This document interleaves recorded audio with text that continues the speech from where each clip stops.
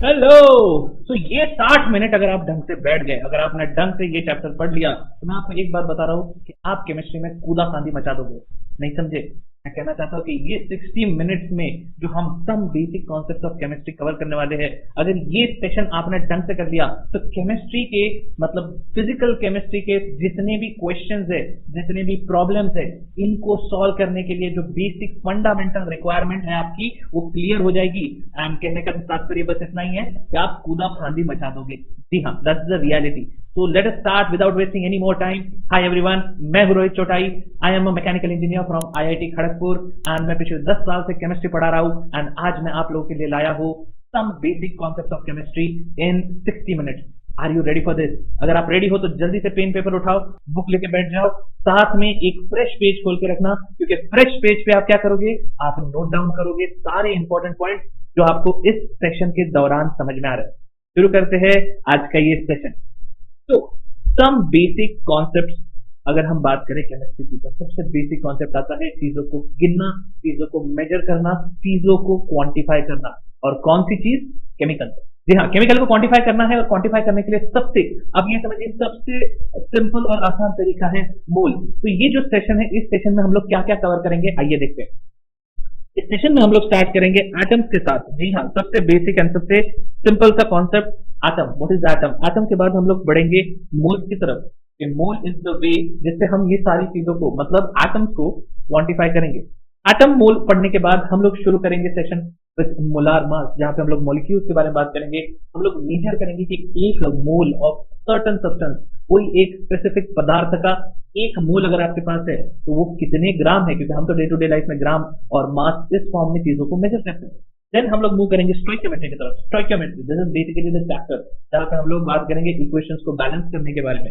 Then stoichiometry समझ में आने के बाद हम लोग मूव करेंगे लिमिटिंग रिएजेंट्स की तरफ, जहां पे हम देखेंगे कि कैसे कोई एक चीज कम पड़ जाए तो रिएक्शन को रोक सकती है, कैसे कोई चीज खत्म हो जाए तो रिएक्शन वहीं के वहीं बंद हो जाती है। देन हम लोग बात करेंगे एम्पिरिकल फार्मूला, मॉलिक्यूलर फार्मूला के बारे में, जहां पे परसेंट मास दिया रहेगा और हम लोग फाइंड आउट करेंगे एम्पिरिकल एंड मॉलिक्यूलर फार्मूला। उसके बाद हम पढ़ेंगे परसेंटेज प्योरिटी की तरफ। जी हाँ, परसेंटेज प्योरिटी मतलब कई सारी चीजें हमारे पास प्योर नहीं आती, तो कैसे फिगर आउट करें कि कितना प्योर सब्सटेंस हमें प्राप्त हुआ है, ये हम बात करेंगे। और उसके बाद हम जाएंगे कॉन्सेंट्रेशन टर्म्स की तरफ। जी हाँ, ये वही वाला पार्ट है जिसमें हम लोग बात करेंगे मोल फ्रैक्शन के बारे में, percent weight by weight, percent volume by volume, और इन सारी पीपीबी पीपीएम, इन सारी बातों के बारे में। एंड देन लास्ट में ये सेशन हम लोग एंड करेंगे with understanding of molarity and molality. तो ये है आज का चैप्टर। को बिना बिना किसी टाइम वेस्ट किए, बिना जरा भी यहाँ पे टाइम वेस्ट किए रेडी हो जाते हैं, क्योंकि हमको ये पूरा का पूरा सेशन खत्म करना है 60 मिनट में। उससे ज्यादा हम 1 मिनट भी वेस्ट नहीं करेंगे। तो आर यू रेडी? जल्दी से बुक पेन उठा लीजिए एंड शुरू करते हैं पहला पार्ट, एटम्स। जी हाँ, एटम। डाल्टन सर जो थे, डाल्टन सर ने हमें सबसे पहले थ्योरी ऑफ एटम या डाल्टन एटॉमिक थ्योरी दिया था।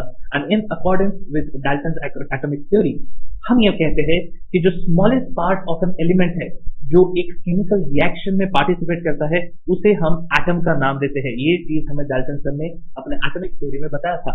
लेकिन रिएक्शन में क्या क्या टाइप हो सकते हैं? तो there are 2 types of reaction. एक तो हो सकती है केमिकल रिएक्शन एंड दूसरी हो सकती है न्यूक्लियर रिएक्शन। अब केमिकल रिएक्शन है तो एटम को कंजर्व करना आसान है, लेकिन न्यूक्लियर रिएक्शन में एटम कंजर्व नहीं होता। इसलिए बहुत इंपॉर्टेंट है कि ये जो हमारा पार्ट शुरू हो रहा है, ये जो सिलेबस हम लोग केमिस्ट्री का स्टार्ट कर रहे हैं, इसमें हम लोग कहीं भी न्यूक्लियर रिएक्शन के बारे में बात नहीं करेंगे, क्योंकि वहां पे एटम कंजर्व नहीं होते, मास कंजर्व नहीं होता। तो फिर हम लोग बात करेंगे रिएक्शन के बारे में। आइए शुरू करते हैं केमिकल रिएक्शन से बात। नाउ जब एक टिपिकल केमिकल रिएक्शन हम लोग स्टडी करते हैं, तो उसमें हम लोग मेजर करते हैं रिएक्टेंट, कितना मास हमें रिएक्टेंट का चाहिए और कितना मास प्रोडक्ट का बनेगा। लेकिन अगर हमें मास कैलकुलेट करना है तो हमें एक एटम के मास को कैलकुलेट करना आना चाहिए। And that is why we start when we are talking about atom, we start with the understanding of atom का मास, मतलब एटॉमिक मास। तो यही से होती है कहानी शुरू कि एक एटम का मास कितना होता है, कितने एटम्स को रिएक्ट करके कितने एटम फॉर्म होंगे।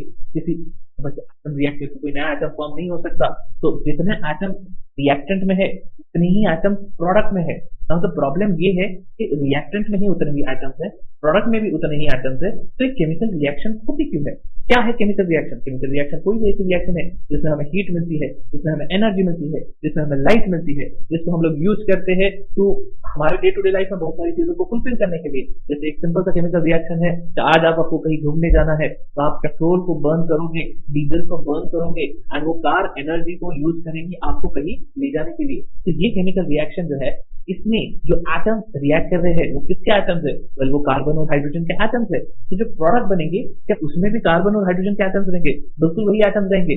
तो फिर एक केमिकल रिएक्शन हमारे लिए इतनी एनर्जी कहाँ से लाती है? तो उसका सिंपल सा रीजन ये है कि एटम्स जो है वो कंबाइन होके नए मॉलिक्यूल्स बनाती है। जी हाँ, एटम्स कंबाइन होके कोई नए मॉलिक्यूल्स बनाते हैं एंड ये जो एटम्स और मॉलिक्यूल्स जो बनते हैं इनकी स्टेबिलिटी में जो कमतरता या बढ़तरता जो है उसके बेसिस पे हमें एनर्जी मिलती है एंड उस एनर्जी को हम यूज करते हैं। सवाल ये उठता है कि अगर उस एनर्जी को मुझे क्वांटिफाई करना है, मुझे मेजर करना है, तो वो मेजर हम कैसे करेंगे? उसके लिए सबसे पहले हमें मेजर करना होगा एक एटम का मास। तो एटम का मास अगर आप हम बोले मतलब एक एटम का मास, एटम क्या आपने देखा है? बिल्कुल नहीं, किसी ने नहीं देखा। एटम देखने के लिए हमें बहुत ही छोटे से छोटा पार्टिकल देखने की क्षमता वाला एक इक्विपमेंट चाहिए। Even microscope are not enough.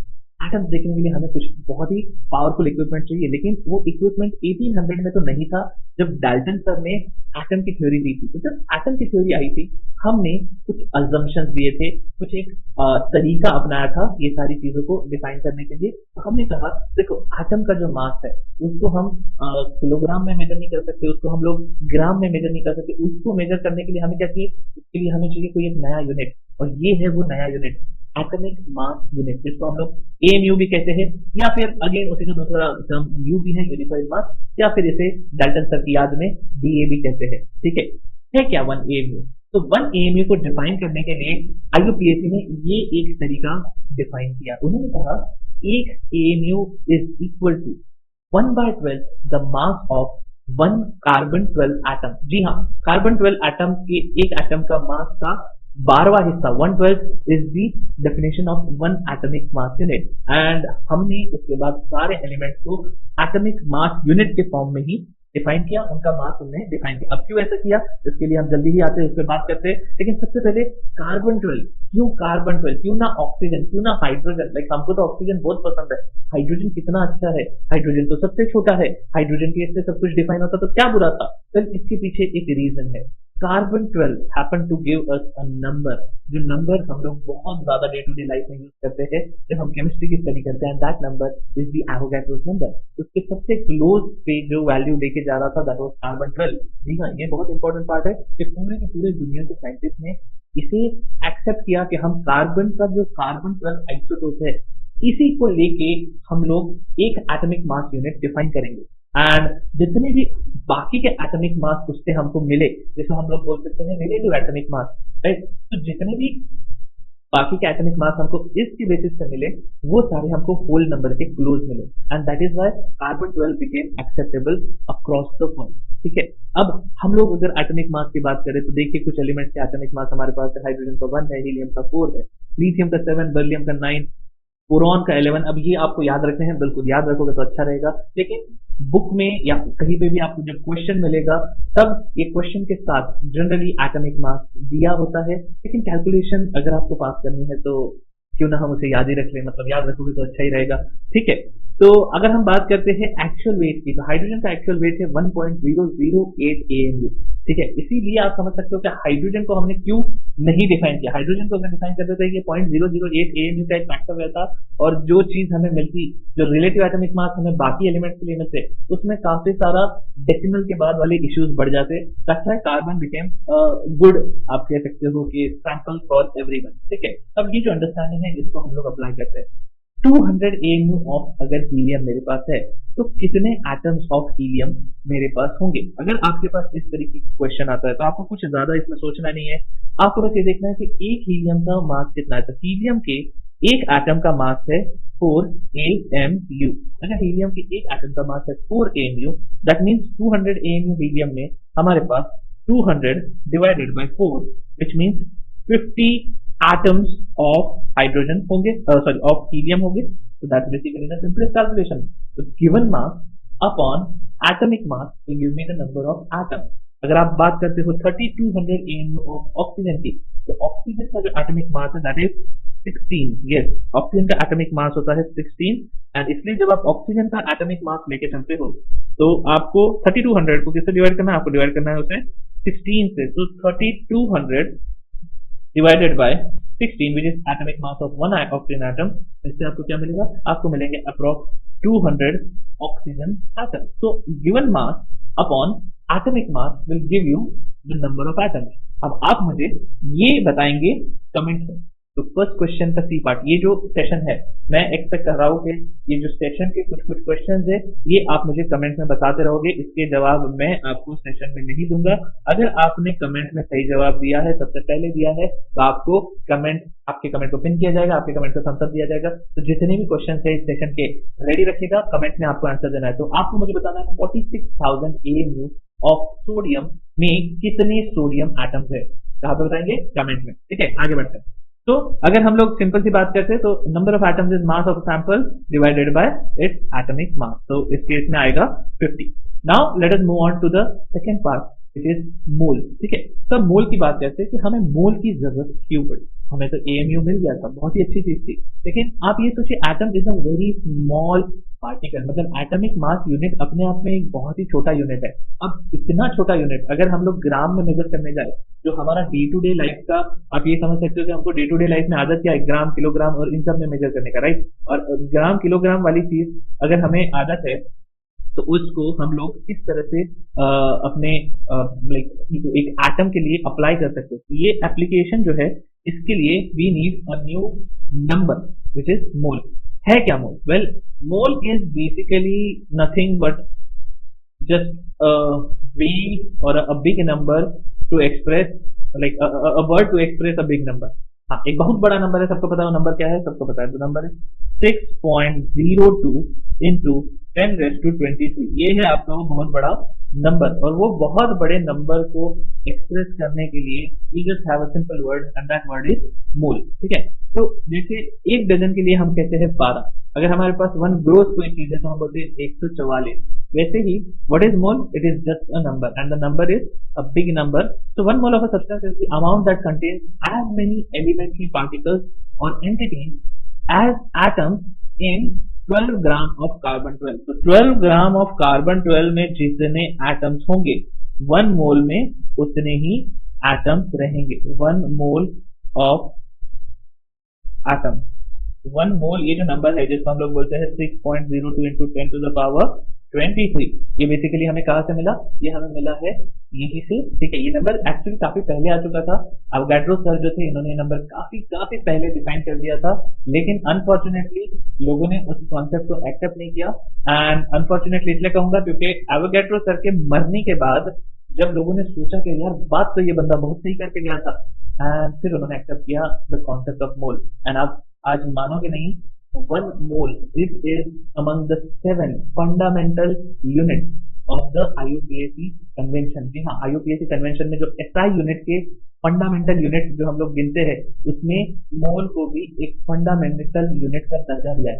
अब आप इमेजिन कीजिए कितनी बड़ी बात है कि इंसान कह के गया था, जिसके जीते जी तो ना किसी ने उसको वैल्यू किया, और मरने के बाद लोगों को जिस समझा कि यह बहुत बड़ी बात कह गया। तो आज भी हम एवोगाड्रो सर को याद करते हैं 1 मोल या मोल इस कॉन्सेप्ट में। ठीक है, तो यूजिंग मोल, अब अगर हम बात करते हैं मोल की, राइट, आपको मोल किस तरह से यूज करना है। वेल, तरीका बहुत ही सिंपल है। आपको बताया गया है कि 12 ग्राम ऑफ कार्बन 12, राइट, तो 12 ग्राम ऑफ कार्बन 12 में आपके पास 6.02 into 10⁻23 which is Avogadro's number. ठीक है, इसको हम लोग Na भी कहते हैं, एवोगाड्रोज नंबर। एंड अगर हम किसी और एलिमेंट के लिए डिस्कशन करना चाहे तो इट बिकम्स वेरी इजी, क्योंकि आपको क्या चाहिए, आपको अब चाहिए बस एलिमेंट का एटॉमिक मास। जैसे हीलियम का एटॉमिक मास है 4, इसका मतलब 4 gram of helium will contain again how many atom, 0 into 10⁻23। अगर हम ऑक्सीजन की बात करते हैं, ऑक्सीजन का एटॉमिक मास कितना है, 16। इसका मतलब क्या हुआ, 16 gram of oxygen atom contains how many oxygen atom? Again 6.02 into 10⁻23। मतलब किसी भी एलिमेंट का जो एटॉमिक मास है अगर आप उसको ग्राम में एक्सप्रेस करोगे तो that much mass of that specific element will have 6.02 into 10 raised to 23 atoms of that element। अगर मैं आपको बताऊं कि कोई एक एलिमेंट है जिसका एटॉमिक मास है 180, तो उसका यूनिट क्या हुआ? The unit is 180 AMU। लेकिन जैसे ही आप यूनिट AMU चेंज करके ग्राम करोगे, आप बोलोगे कि ये जो एटम है, ये जो एलिमेंट है जिसका एटॉमिक मास है 180 AMU, अगर मैं उसके 180 ग्राम लूंगा तो मेरे पास 1 mole of that specific element होगा। कमेंट में बताइएगा 180 किस एलिमेंट का एटॉमिक मास है। सोचिए, पता कीजिए। पीरियोडिक टेबल को आपके सामने आपको चिपका के रखना है। जी हाँ, आप जहां भी पढ़ाई कर रहे हो आपके सामने पीरियोडिक टेबल चिपका होना चाहिए। चलिए अगली बात करते हैं एक छोटे से सिंपल से सवाल की। Let's say I have 1.5 moles of argon atom, तो इसका मास कितना होगा? हाँ, ये तो उल्टा सवाल हो गया। अभी तक तो आप मास दे रहे थे, मास से हमको मोल्स निकालने को कह रहे थे। तो कोई बात नहीं, फॉर्मूला तो देखो। फॉर्मूला क्या है? Mole is equal to given mass, right? जो भी मास आपको गिवन है इसको अगर आप डिवाइड कर दो एटॉमिक मास से, राइट, तो आपका मोल्स मिल रहे थे। सही बात है। आपको बोला गया था कि अच्छा 12 ग्राम कार्बन है तो 12 को 12 से डिवाइड करके 1 मोल आया। अगर 18 ग्राम कार्बन होता तो सिंपल है, 18 को 12 से डिवाइड करो 1.5 मोल आएगा। अच्छा अगर 24 ग्राम कार्बन होता तो 24 बाय 12 कर दो, 2 मोल आ जाएगा। अच्छा कार्बन नहीं 32 ग्राम अगर ऑक्सीजन होता तो फिर से वही बात, 32 डिवाइड बाई 16 कर दो, 2 मोल ऑक्सीजन के आ जाएंगे। अच्छा अगर 8 ग्राम ऑक्सीजन होता तो 8 को 16 से डिवाइड कर दो, 8 बाई 16 कितना हुआ? आधा मोल। आधा मोल हो सकता है, क्यों नहीं हो सकता? कोई 6.02 इंटू 10⁻23 एटम्स ऑफ ऑक्सीजन के आधे हो जाए तो 3.02 इंटू 10⁻23 एटम हो जाएंगे ऑक्सीजन के। आधा मोल तो हो सकता है, तो 8 ग्राम ऑक्सीजन भी हो सकता है। मतलब ये फॉर्मूला हर जगह अटक सकता है कि given mass upon atomic mass will give you number of moles. अब भाई साहब फॉर्मूला है आपके पास, मोल्स दिया हुआ है, गिवन मास पता करना है और एटॉमिक मास आपको दिया गया है। तो आप बस सिंपल सा काम कीजिए, मास पता करना है तो मोल्स को एटॉमिक मास से मल्टीप्लाई कर दीजिए, आप समझ जाएंगे गिवन मास। क्या मिलेगा आपको गिवन मास? गिवन मास आपको बड़ा ही स्ट्रेट फॉरवर्ड है, 1.5 मल्टीप्लाइड बाय 40। क्या मिलेगा आपको मास? तो what is the mass of 1.5 moles of argon atom? It is simply 60 gram. क्या बात आपको समझ में आई? बहुत ही सरल बात है। आपको ये सिंपल सा कॉन्सेप्ट अपने दिमाग में रखना है कि मोल्स जो है, मोल्स को आप मास से निकाल सकते हो इवन आपके पास एटॉमिक मास प्रेजेंट हो। मतलब किसी भी एलिमेंट का मास पता हो, आप उसके अंदर number of moles of that atom निकाल सकते हो। नंबर ऑफ मोल्स मतलब नंबर ऑफ दैट एटम ही होगा, सिंपल बात है। चलिए आगे बढ़ते हैं। तो अब एक छोटा सा रिलेशनशिप याद रखते हैं, जैसे मोल और ग्राम एंटिटी, क्योंकि पहले के टाइम पे ये जब नाम आया था तो लेट्स से किसी ने आपको कहा कि आपके पास 28 ग्राम ऑफ सिलिकॉन है, मतलब सिलिकॉन एटॉमिक वेट 28 लिया है। तो अगर आपके पास 28 ग्राम सिलिकॉन है, इसका मतलब आपके पास 1 मोल एटम्स है सिलिकॉन के। ठीक है, मतलब कितने हैं? अवोगाड्रो नंबर ऑफ एटम्स है सिलिकॉन के। लेकिन अगर कोई आपको ये बोले कि मेरे पास 28 ग्राम एटम सिलिकॉन के है, तो 28 ग्राम एटम या ग्राम एंटिटी, ठीक है, ये बेसिकली एक टर्म डिसाइड किया गया था फॉर मोल। तो ग्राम एटम मतलब मोल्स एटम। हाँ, उसको आयन भी हो सकता है, मॉलिक्यूल भी ला सकते हो। तो अगर कोई कहे आपको 28 ग्राम एटम सिलिकॉन के, मतलब आपके पास 28 मोल सिलिकॉन के, मतलब 28 into Avogadro number of silicon atoms है। कोई आपको कहते हैं 44 ग्राम ऑफ कार्बन डाइऑक्साइड है, तो आपको पता है इट इज 1 मोल, क्योंकि 44 कार्बन डाइऑक्साइड का मॉलिक्यूलर वेट है। सीधा सीधा आपने ग्राम में डाल दिया। अच्छा, लेकिन मतलब अभी तक तो आप एलिमेंट की बात कर रहे थे, अब आप मॉलिक्यूल में भी ये लगा सकते हो? तो नहीं लगा सकते भाई, सीधी बात है। जैसे ग्राम जो है, अगर एटम है उसका एटॉमिक मास है, उसको अगर मैं ग्राम में लिख दूं तो उसके अंदर 1 मोल ऑफ एटम होंगे। वैसे ही अगर मॉलिक्यूल है, उसका मॉलिक्यूलर मास है और उसको मैं ग्राम में लिख दूं तो मेरे पास 1 मोल ऑफ दैट मॉलिक्यूल है। सीधी बात है। तो आप वो चीज भी लगा सकते हो। तो आपके पास अगर 44 ग्राम मॉलिक्यूल कार्बन डाइऑक्साइड को बोल रहा है, फिर मतलब क्या है? आपके पास 44 mole of carbon dioxide molecule है। अगर कोई आपको 23 ग्राम ऑफ सोडियम आयन बोल रहा है, तो ग्राम बोला है तो सीधा सीधा आप उसके एटॉमिक मास से डिवाइड कीजिए, सोडियम का है 23, तो आपके पास है 1 मोल सोडियम आयन। लेकिन कोई अगर आपको बोला 23 ग्राम आयन ऑफ सोडियम आयन, तो फिर समझ जाइएगा कि ये 23 मोल्स है सोडियम आयन की, that means 23 into Avogadro number of sodium ion है। तो अगर कोई आपको बोले 1 ग्राम ऑफ ऑक्सीजन है तो क्या कहोगे? सीधी बात है, 1 ग्राम ऑफ ऑक्सीजन 1 ग्राम है, उसमें कितने मोल होंगे? बिल्कुल भी आपको डिवाइड करना पड़ेगा। किससे? एटॉमिक मास से। क्या है एटॉमिक मास? 16। तो हमारे पास 1 ग्राम ऑफ ऑक्सीजन यानी कितने मोल ऑक्सीजन है? 1/16 मोल ऑक्सीजन है। लेकिन अगर कोई बोल दे 1 ग्राम एटम है ऑक्सीजन के, हाँ, तो 1 ग्राम एटम है मतलब 1 मोल ऑक्सीजन है, मतलब उसका मास कितना हुआ? 16 ग्राम। बात समझ में आया? ग्राम एटम याद रखिएगा, ग्राम मॉलिक्यूल याद रखिएगा, ग्राम आयन भी याद रखिएगा। अब हम बढ़ते हैं नेक्स्ट पार्ट में जहाँ पे हम मॉलिक्यूल्स को स्टडी करेंगे एंड मोलार मास का एप्लीकेशन देखते हैं। तो what is a molecule? Molecule एक कोई भी ऐसा एक ग्रुप ऑफ एलिमेंट है जो ग्रुप ऑफ एटम से बना हुआ है। ग्रुप ऑफ टू और मोर एटम्स ऑफ सेम और different element combine to form a molecule, right. अब मॉलिक्यूल्स की भी टाइप होते हैं, देयर आर टू टाइप, एक होता है होमो एटमिक, एक होता है हेटेरो एटमिक। होमो एटमिक मतलब जो एटम आपस में ही बॉन्डिंग करके मॉलिक्यूल बना लिए। मॉलिक्यूल में एक से ज्यादा एटम होता है, एक एटम मॉलिक्यूल नहीं हुआ, एक एटम से एटम हुआ। कौन है होमो एटमिक? तो होमो एटमिक सारे एलिमेंट है, हाइड्रोजन क्लोरीन ये सारे कौन है? होमो एटमिक मॉलिक्यूल्स है। जैसे H2 O2 O3 P4 acid ये सारे होमो एटमिक है। वैसे ही हेटेरो एटमिक जिसमें डिफरेंट डिफरेंट एटम से बनता है मॉलिक्यूल, इसमें आपके पास कंपाउंड आ गए, मीथेन, कार्बन डाइऑक्साइड, वाटर। अब बात करते हैं अगर हम कॉम्पोजिशन ऑफ अ मॉलिक्यूल की, तो एक मॉलिक्यूल के अंदर जैसे ऑक्सीजन का एक मॉलिक्यूल है तो उसके अंदर तो उसका फॉर्मूला है O2, इसका मतलब उसमें दो ऑक्सीजन एटम है। कार्बन डाइऑक्साइड का एक मॉलिक्यूल है तो इसमें एक कार्बन और दो ऑक्सीजन एटम है। तो अगर कोई मुझे बोले कि मेरे पास 1 मोल ऑक्सीजन एटम है तो मेरे पास कितने मोल, सॉरी 1 मोल ऑक्सीजन मॉलिक्यूल है तो मेरे पास कितने मोल ऑक्सीजन एटम होंगे? तो एक मॉलिक्यूल में दो ऑक्सीजन एटम है, इसका मतलब 1 मोल ऑक्सीजन मॉलिक्यूल में हमारे पास 2 मोल ऑक्सीजन एटम होंगे। सिमिलरली 1 मोल कार्बन डाइऑक्साइड के मॉलिक्यूल में मेरे पास 1 मोल कार्बन एटम और 2 मोल ऑक्सीजन एटम। तो अगर 1 मोल ऑफ सर्टन कंपाउंड है, मॉलिक्यूल है, तो आप उसके उस पर अंदाजा लगा सकते हो कि उसके अंदर कौन से एटम्स होंगे। तो इसी तरह डिफाइन होता है मॉलिक्यूलर मास। जैसे हम एक एटम के मास से एटॉमिक मास डिफाइन करते हैं, वैसे sum of mass of all the atoms present in a molecule से हम लोग मॉलिक्यूलर मास डिफाइन कर सकते हैं। जैसे अगर हम बात करते हैं ऑक्सीजन, तो ऑक्सीजन के अंदर दो ऑक्सीजन मॉलिक्यूल है, तो ऑक्सीजन गैस नेचर में O2 के फॉर्म में एग्जिस्ट करती है, तो उसका मॉलिक्यूलर मास जो हो जाता है दैट इज C2 यूनिट। अब आपको अगर कोई बोले ऑक्सीजन का मोलार मास कितना है, अब मोलार मास क्या हुआ? मोलार मास हुआ आपका बेसिकली एक मोल ऑक्सीजन का मास, है ना, मोलार मास। तो मोलार मास ऑक्सीजन का कितना हुआ? तो आप सीधा सीधा कह सकते हो 32 ग्राम पर मोल।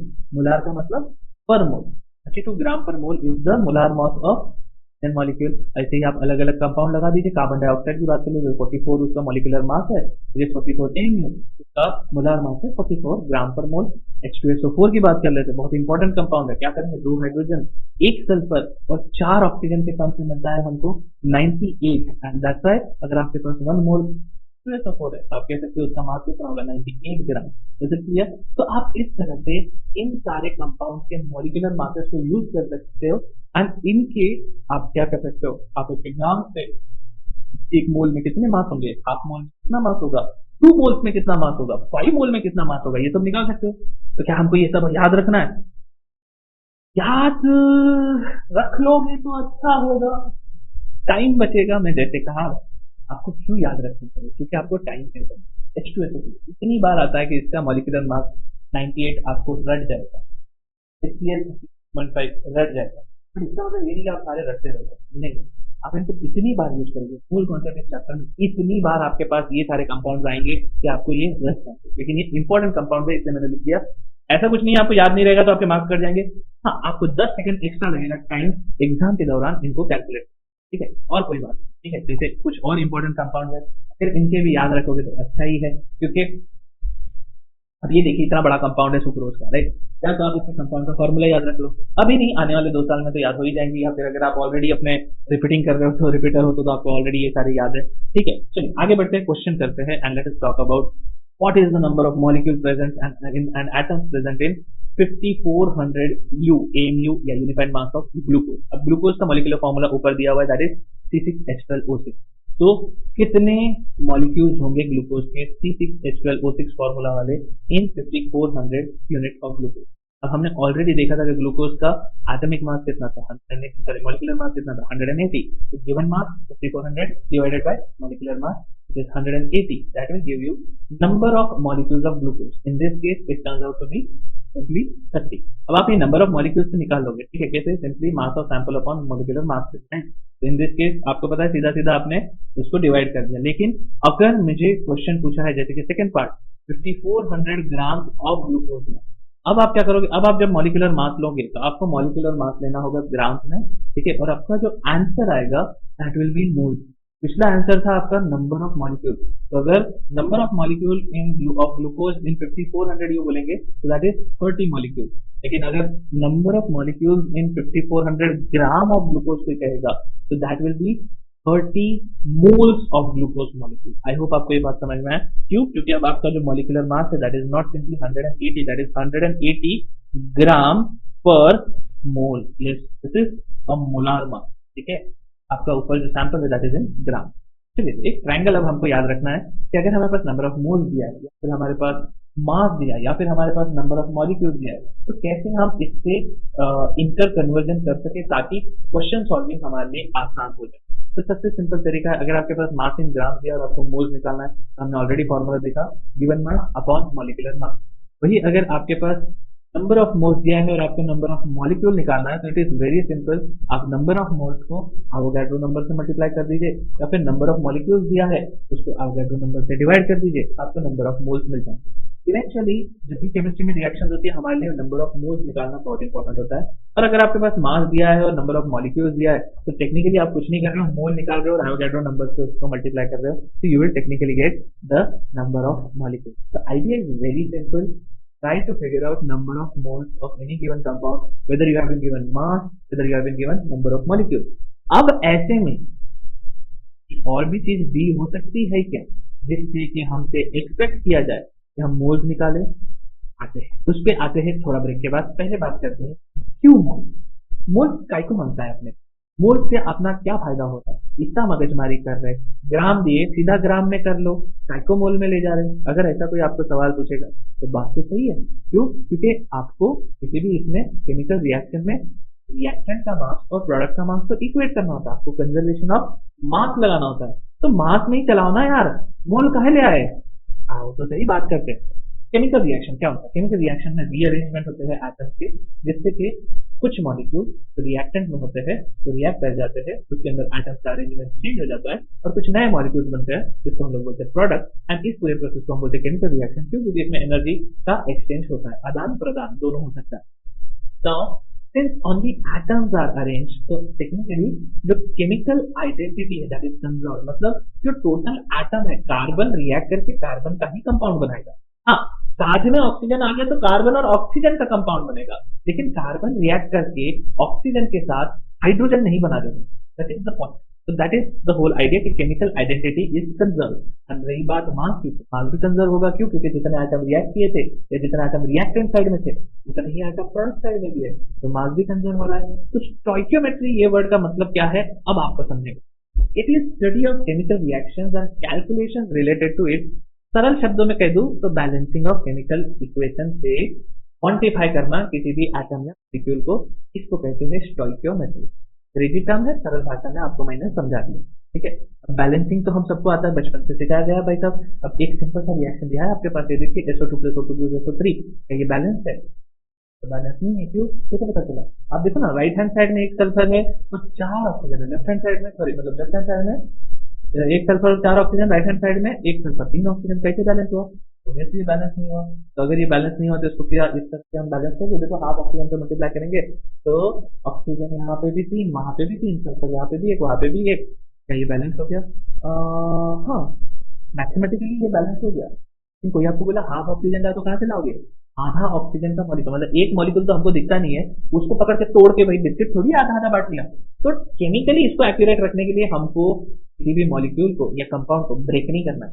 स्मॉलेस्ट एंटिटी जो है that is CO2, SO2, O2, right, उसको हम तोड़ नहीं सकते। हम लोग क्या करेंगे? इस इक्वेशन को फंडामेंटली करेक्ट करने के लिए हम उसको मल्टीप्लाई कर देंगे दोनों साइड से 2 से। जैसे आप पूरी इक्वेशन को दोनों साइड से 2 से मल्टीप्लाई कर देते हो तो अब आपके पास एक बैलेंस केमिकल रिएक्शन मिल रहा है, which is 2SO2 reacts with O2 to form 2SO3। वाह, ऐसा करना था, पहले हाफ से मल्टीप्लाई किया उससे काम नहीं हुआ ना, पूरे को 2 से मल्टीप्लाई कर दो ना, क्योंकि ऑक्सीजन का मॉलिक्यूल आधा तो आएगा नहीं। अच्छा, इसका मतलब क्या हुआ? इसका सरल अर्थ ये है कि 2 सल्फर डाइऑक्साइड के मॉलिक्यूल को एक ऑक्सीजन का मॉलिक्यूल चाहिए ताकि रिएक्ट करके 2 सल्फर ट्राइऑक्साइड के मॉलिक्यूल मिल जाए। केमिकल रिएक्शन, इसका मतलब अगर मैं ये अंडरस्टैंडिंग को, ये क्या है? ये रेसिपी है। सल्फर डाइऑक्साइड और ऑक्सीजन की मदद से सल्फर ट्राइऑक्साइड बनाने का जो रेसिपी है वो ये है। 2 मॉलिक्यूल लगेंगे सल्फर डाइऑक्साइड के, अगर एक ऑक्सीजन तो पूरा का पूरा यूज करना है और इसमें मिलेंगे कितने सल्फर डाइऑक्साइड? तो 2। तुम समझना कि अच्छा रेसिपी कुछ इस तरह से है। अब इस रेसिपी को आप यूज कीजिए, इसको आप लंबा चलाइए। मतलब अगर मेरे पास 100 मॉलिक्यूल है सल्फर डाइऑक्साइड के, तो ऑक्सीजन के कितने मॉलिक्यूल लगे? अब देखोगे अच्छा 2 को 1 लगता है तो 100 को कितना लगेगा, ऑक्सीजन का 50 लगेगा। तो 100 सल्फर डाइऑक्साइड और 50 ऑक्सीजन मिलके कितना सल्फर डाइऑक्साइड बनाएंगे। सीधी बात है साहब, बात समझ में आई? अगर आपको ये बात समझ में आई तो आपको स्टोइकियोमेट्री समझ में आ गया। It is as simple as this. हाँ, अब इसको आप सारे केमिकल रिएक्शंस में लगाइए और मजे लीजिए इसके, क्योंकि क्या है, ये जो इनके सामने लगे हुए हैं कोएफिशिएंट, ये ही तो रेसिपी है। जो 2, 1 और 2 जो है, these are called stoichiometric coefficient. तो मतलब क्या है कि 2 ग्राम सल्फर डाइऑक्साइड ले लो और 1 ग्राम ऑक्सीजन ले लो तो 2 ग्राम SO3 मिलेगा। पूरा का पूरा कचरा कर दिया। ये होगा, सोचो, क्या ग्राम में हमारे पास कन्वर्जन हो रहा था क्या? क्या हम लोग एटम्स को कन्वर्ट कर रहे थे? क्या हमने एटम्स को कंजर्व किया था? हमने एटम्स को कंजर्व किया था। एंड एटम के कंजर्वेशन से मास को कंजर्व किया था। This is not mass conservation. आप देखो ना, 2 ग्राम और 1 ग्राम रिएक्ट करके 2 ग्राम बना रहा है, तो रिएक्टेंट 3 ग्राम है और प्रोडक्ट 2 ग्राम है। ये कंजर्वेशन हुआ? नहीं हुआ।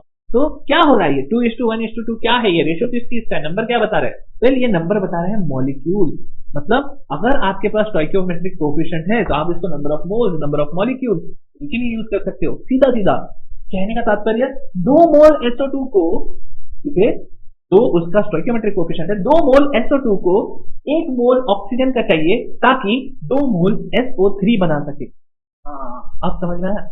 तो अगर इसका मैं मास कंजर्व करना चाहता हूँ या मास को लगा के देखना चाहता हूँ, करो ना, करो।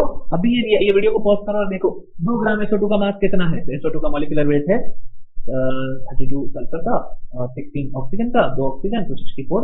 ठीक है, अब करिए आगे की कहानी, लगा दीजिए।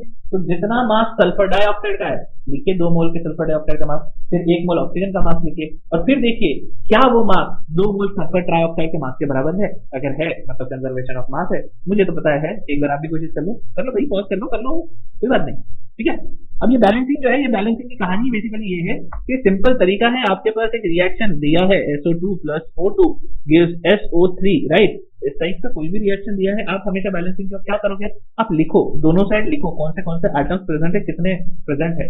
ये हुआ आपका लेफ्ट हैंड साइड और ये हुआ आपका राइट हैंड साइड, और LHS इक्वल टू RHS अगर हो गया तो आपका रिएक्शन बैलेंस हो गया। हाँ, रिएक्शन बैलेंसिंग के दौरान ऐसी कोई बदतमीजी नहीं करेगा, सर O2 का O3 कर लूँ, O3 कर लेता हूँ ना सर, रिएक्शन बैलेंस हो जाएगी, जल्दी से हो जाएगी। O2 ऊपर की जगह नीचे मल्टीप्लाई कर दूंगा। अरे यार, क्या पागल आदमी हो यार, ऐसा होता है क्या?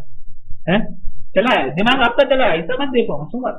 तुमने ऐसा दिमाग लगाया है O2 की जगह O3 कर लो क्या, सर SO2 का H2O2 कर दो क्या, चलेगा क्या? अरे भाई साहब, ये जो है ये कंपाउंड की आइडेंटिटी है, ये मॉलिक्यूलर फार्मूला ऐसे मस्ती में नहीं लिखा है, रंगोली थोड़ी बना के रखी है, थोड़ा सा ऐसा मिटाया चेंज कर दिया। This is a compound. Sulphur dioxide अलग गैस है, SO3 अलग गैस है। एक तुम्हारी पूरी वाट लगा सकता है। कौन सी वाली, दोनों में से कौन सी ज्यादा खतरनाक है, कमेंट में बताओ।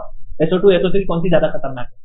माँ कसम, एक इतनी खतरनाक है ना, मतलब पेल दे, और दूसरी ठीक है, मतलब है डे टू डे लाइफ में हम इतना ज्यादा बना रहे हैं ना दूसरी गैस को कि क्या ही बताओ, मतलब वो टू मच ऑफ प्रॉब्लम है, acid rain and everything.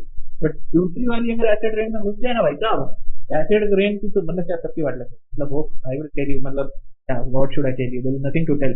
Balancing करो, ठीक है, लेकिन बैलेंसिंग में कोई भी ऐसी फालतू हरकत नहीं करेगा कि नीचे का मॉलिक्यूल का नंबर चेंज कर दिया ना, ये नहीं होगा। ठीक है, कंपाउंड की आइडेंटिटी आप चेंज नहीं कर सकते। मल्टीप्लाई करो, उसके सामने करो ना, XYZ लगाओ, जो भी है XYZ लगाओ। अभी तो अपने को पता है 212 है, लेकिन कल उसको कोई नया कंपाउंड, कोई नई रिएक्शन हो तो ये बात को ध्यान रखें। ठीक है, स्टोइकियोमेट्रिक कैलकुलेशन की अगर हम टेक्निक बोलते हैं तो अब अपन टेक्निक की सीधी बात करें तो क्या है, सिंपल सा रिएक्शन था आपका, SO2 plus O2 gives SO3, आपने उसको बैलेंस भी किया, 2SO2 plus 1O2 gives 2SO3। कल उठ के अगर आपको कोई बोल दे कि मेरे पास 10 मोल SO2 है, कितना मोल ऑक्सीजन का लगेगा? क्या है, सिंपल रेशो है ना, ये 2:1 का रेशो है ना स्टोइकियोमेट्रिक इसका। आप 2:1 की रेशो में ले लीजिए, ये 10 मोल है तो ये 5 मोल। कल वो बोले कि अच्छा नहीं 500 मोल है, तो बोलो 250। फिर बोले कि नहीं वो तो अब ग्राम में दिया। अरे तो ग्राम में दिया तो पहले मोल में कन्वर्ट करो, फिर ये काम करो। टेक्निक एकदम सिंपल है, मास को मोल में कन्वर्ट करो और फिर रिएक्शन को बैलेंस के हिसाब से रेशो में आपके प्रोडक्ट को और रिएक्टेंट को लगाओ। दैट्स इट, करना है, एक क्वेश्चन ट्राई करके देखते हैं। ठीक है, रिएक्शन है आपका सिंपल सा, SO2 है। अब आपके पास सवाल क्या है, आपके पास सवाल दिया है कि if I have 2.56 gram of SO2 in the beginning, ठीक है, तो मास ऑफ SO3 प्रोड्यूस बताना है। अब आपको 2.56 ग्राम SO2। अब SO2 मॉलिक्यूलर मास कितना था, अभी अपन थोड़ी देर पहले बात किया था, इट इज 64 है ना, 32 प्लस 16। अब आपके पास है 2.56 ग्राम ऑफ SO2, तो मोल्स कितना हुआ, मोल्स के लिए जनरली हम लोग ये सिंबल N यूज करते हैं। ठीक है, मतलब इन जनरल एक्सेप्टेड है, ठीक है। तो number of moles is equal to given mass which is 2.56 upon molecular mass. कितना है मॉलिक्यूलर मास? 64। अरे बाप रे, ये कैसे करें? अब आपको ये चीज पता है 64 4 are 256। हाँ, ये तो पता है 64 बिट 256 बिट। तो अब आपके पास 256 divide by 64 gives you 4, but ये 2.56 है तो आंसर विल बी 0.04 मोल्स। ये किस चीज के मोल्स है? ये मोल्स तो SO2 के हैं, राइट। अब ये अगर SO2 के मोल्स है तो SO3 के मोल भी इतने ही होंगे, क्यों? क्योंकि दोनों 2:2 के रेशो में है। दोनों का जो स्टोइकियोमेट्रिक कोएफिशिएंट का रेशो है दैट इज सिंपली 1:1। तो जितना मोल SO2 का होगा उतना मोल SO3 का होगा। तो ठीक है, इसका मतलब SO3 का भी मोल्स हो गया कितना? 0.04। अब इसका मास निकालना है तो किससे मल्टीप्लाई करोगे आप? मल्टीप्लाई करो molecular mass of sorry SO3 से। कितना है? सल्फर का 32, ऑक्सीजन का 16, 3 ऑक्सीजन 48, 48 मतलब 48। पता था मेरे को। 48 प्लस 32 कितना हुआ? 80।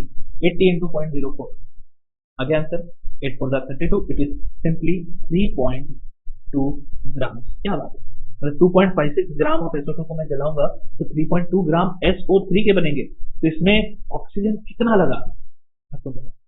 कंजर्वेशन ऑफ मास लगाओ, पता करो ऑक्सीजन कितना लगा, ठीक है। चलिए एक क्वेश्चन है, वापस जल्दी से सॉल्व करते हैं। How many moles of CH4 are required to produce 22 grams of carbon dioxide after combustion? Well simple है, CH4 है, रिएक्ट करेगा किसके साथ? ऑक्सीजन के साथ, ठीक है। कौन सा गैस है? मीथेन है भाई साहब, CNG। हाँ, जलने के बाद क्या बनाता है? CO2 बनाता है और क्या? वाटर बनाता है। अब इस रिएक्शन के दौरान अगर 22 ग्राम CO2 प्रोड्यूस हुआ है, 22 ग्राम्स ऑफ CO2 प्रोड्यूस हुआ है, how many moles is 22 gram of CO2? CO2 अभी तो देखा था 44 था ना मॉलिक्यूलर मास। दो डिवाइड कर दो, क्या मिला? मोल मिला। मतलब जितना CO2 उतना CH4।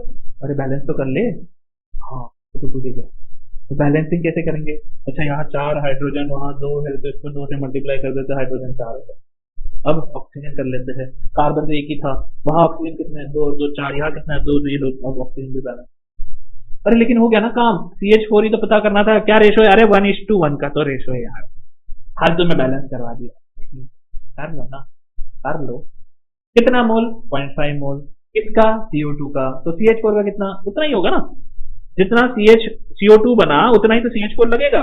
ये भी 0.5 मोल। अच्छा, मास मास पूछा है ना? नहीं, मोल भी पूछा है। खत्म हो गया क्वेश्चन, खत्म, फिनिश, खलास। समझ में आया? हाँ, बैलेंस करना हम भूल गए थे। चलो, लेकिन कोई टेंशन, ठीक है। आगे बढ़ते हैं। ये देखो, आपको दिख रहा है सब कुछ। अब हम बात करते हैं stoichiometric calculation involving gases. Gases के केस में स्टोइकियोमेट्रिक कैलकुलेशन में एक छोटा सा पॉइंट आ जाता है कि एक वेपर डेंसिटी का टर्म होता है जिसको हम बोलते हैं मॉलिक्यूलर वेट बाय 2। ऐसा क्यों होता है? Vapour density simply density of a gas with respect to hydrogen. Hydrogen का मॉलिक्यूलर वेट 2 होता है, तो it is molecular weight of gas upon molecular weight of hydrogen. Hydrogen का 2 है तो डिवाइड बाय 2 हो जाता है। अब दूसरा एक रिलेशनशिप आता है कि 1 mole of any gas, any 1 mole of any gas at STP occupies 22.4 litre. ये सिर्फ गैस के लिए? हाँ बिल्कुल, ये सिर्फ और सिर्फ गैस के लिए। ये लिक्विड के लिए गलती से भी मत लगाना, नहीं तो पिट जाओ। कौन पिटेगा? मैं नहीं पिटूंगा, मम्मी पिटेगी। तो 1 मोल ऑफ एनी गैस, ठीक है, क्या कितना ऑक्यूपाई करता है? 22.4 लीटर ऑक्यूपाई करता है। कब? STP। STP क्या है? STP simply standard temperature pressure. Standard temperature होता है आपका 0 डिग्री सेल्सियस से 273 केल्विन, एंड टेम्परेचर आपका जो प्रेशर होता है standard that is 1 atmospheric pressure, ठीक है। तो ये रिलेशनशिप क्या है किसके लिए? सिर्फ और सिर्फ गैस के, ठीक है। तो इससे क्या होगा? कुछ नहीं होगा, आप मोल्स निकालोगे ना। किसी ने कल उठ के आपको बता दिया कि अच्छा हमारे पास 44.8 लीटर ऑक्सीजन गैस है STP पे, बताओ कितने मोल? तो 1 मोल वाज 22.4। तो क्या formula? Simple, mole is equal to volume upon 22.4। तो कोई बोला 44.8, तो आपको समझ में आ गया कितना गैस? 2 मोल। लो अब आपके पास 3 ग्राम इथेन है, ठीक है। किसके साथ बर्न किया? ऑक्सीजन के साथ। तो हार्ड हो गया क्वेश्चन, तो ठीक है कोई बात नहीं, कर लेंगे। C2H6 समझ में आ गया? इथेन किसके साथ रिएक्ट करता है? ऑक्सीजन के साथ। क्या बनाता है? Carbon dioxide and water. अच्छा ठीक है, कार्बन डाइऑक्साइड और वाटर बना रहे हैं, बहुत ही अच्छी बात है, ठीक है। लेकिन अब सिंपल सी बात है, 3 ग्राम था इथेन। इथेन का मॉलिक्यूलर वेट कितना है? कार्बन का 12, 2 कार्बन का 24 एंड 6 हाइड्रोजन का तो एक ही होता है, तो 30 इज द मॉलिक्यूलर वेट। तो मोल निकाल लो, given mass upon molecular mass. दिख गया क्या? 0.1 मोल है। हाँ, लेकिन रिएक्शन बैलेंस नहीं है। अच्छा कर देते हैं, बैलेंस भी कर दो। दो कार्बन है ना, CO2। अब ऑक्सीजन हाइड्रोजन भी बैलेंस कर लो, ठीक है, 3 हाइड्रोजन 3 into 2। अरे यार ये तो गंदा लग रहा है, क्यों? देखो तो राइट हैंड साइड में 2 into 2 4 ऑक्सीजन प्लस 3 7 ऑक्सीजन है, और लेफ्ट हैंड साइड में तो 2 ही है, कैसे बैलेंस करें? अरे यार यहाँ 7 यहाँ 2 है ना, 7/2 से मल्टीप्लाई कर लो।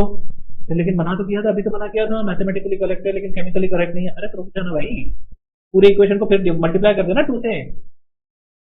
ये हो गया, ये नीचे का चला गया, ये अब 4 हो गया, ये अब 6 हो गया, हाँ हो गया, अब बैलेंस है पूरा है।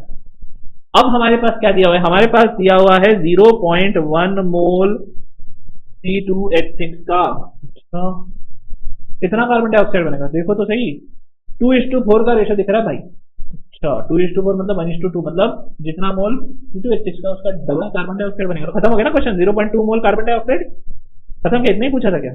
इतना ही पूछा था? नहीं लीटर पूछा था भाई, लीटर।